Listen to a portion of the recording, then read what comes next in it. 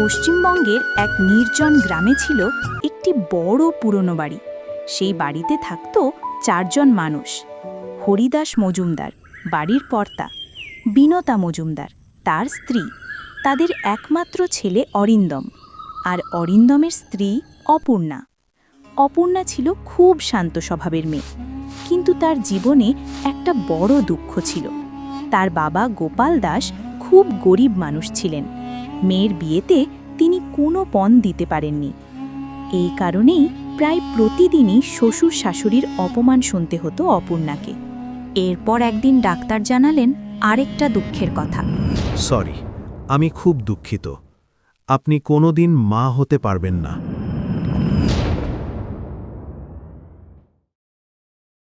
শুনছ? ডাক্তারবাবু বললেন আমি নাকি কোনোদিন মা হতে পারবো না। তুমি কোনো চিন্তা করো না অপু, আমি বড় ডাক্তার দেখাবো। খবর শুনে বিনতা দেবী আরও রেগে উঠলেন।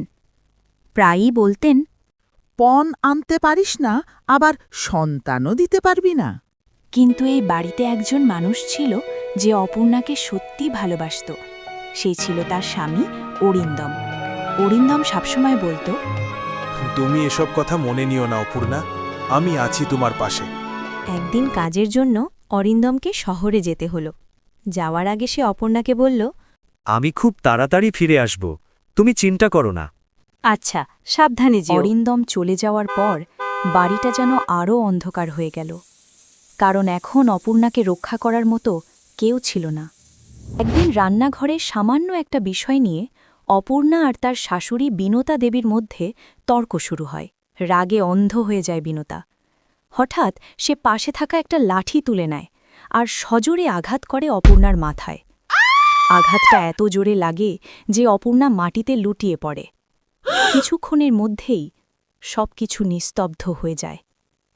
অপূর্ণা আর বেঁচে ছিল না। আরে কি হলো? মরে টরে গেল নাকি আবার?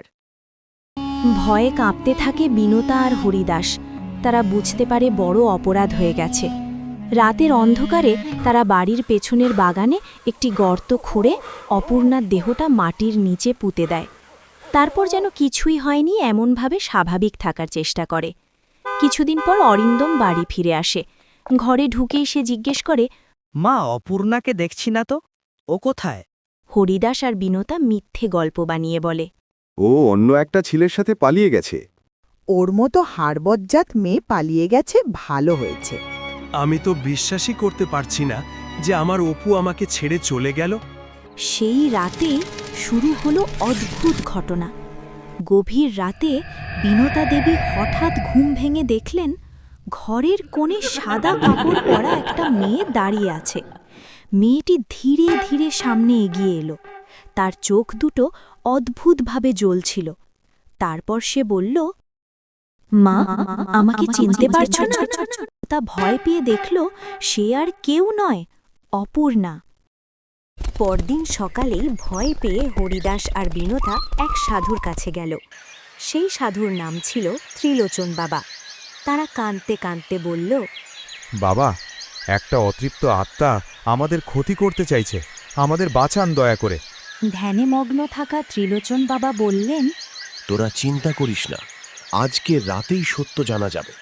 তোরা আজ রাতে কবরস্থানে চলে আসবি। রাতে হোমকুণ্ডে আগুন জ্বালিয়ে ত্রিলোচন বাবা মন্ত্র পড়তে শুরু করলেন। কালী গায় ফট সোহা। ওম গুরু গুরু কালী গায় ফট সোহা। হঠাৎ চারপাশের বাতাস ঠান্ডা হয়ে গেল। যজ্ঞের আগুন আরও বেড়ে গেল। তারপর ধীরে ধীরে কুয়াশার মধ্যে থেকে একটি ছায়া দেখা দিল। সেই ছিল অপূর্ণার অতৃপ্ত আত্মা। ত্রিলোচন বাবা জিজ্ঞেস করলেন, বল তুই কেন এদের ক্ষতি করতে চাস? অপূর্ণার আত্মা কাঁদতে কাঁদতে সব ঘটনা বলল।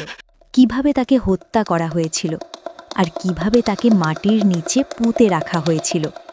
সব শুনে ত্রিলোচন বাবা শান্ত গলায় বললেন, যে অন্যায় করেছে তার শাস্তি হবেই। হঠাৎ বাতাস আরও ঠান্ডা হয়ে গেল। অপূর্ণার আত্মা ধীরে ধীরে হরিদাস আর বিনতার দিকে এগিয়ে গেল। তারা চিৎকার করতে লাগল, কিন্তু ততক্ষণে দেরি হয়ে গেছে। এক অদৃশ্য শক্তি তাদের গলা চেপে ধরল। কয়েক মুহূর্তের মধ্যেই সব কিছু নিস্তব্ধ হয়ে গেল। পরদিন সকালে গ্রামবাসীরা দেখল হরিদাস আর বিনতা নিথর হয়ে পড়ে আছে।